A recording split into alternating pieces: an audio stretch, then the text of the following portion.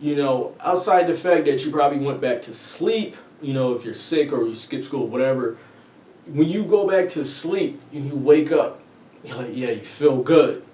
And you look at the clock and you think about, if I was at school, this is what I would be doing now. And there's nothing on TV to watch. If you're skipping school, you know, depends on what your situation was at home, if you had to be cared for or not, if you're sick or whatever it is.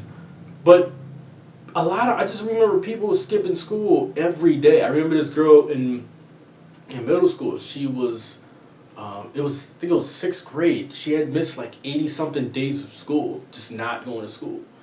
And it was just thinking about it now, just these people that just dropped out and they didn't go to prom, they didn't walk across the stage, any of those things. And it's like now you hate high school, like how I hated high school.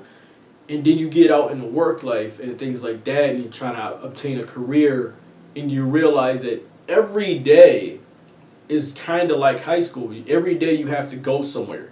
You just better hope that you're doing something that you actually enjoy. Out of all the horse shit I've learned in school, that's probably one of the better things that I actually learned in school, to do something that you actually enjoy. Because if not, you're going to be completely miserable as I was in high school.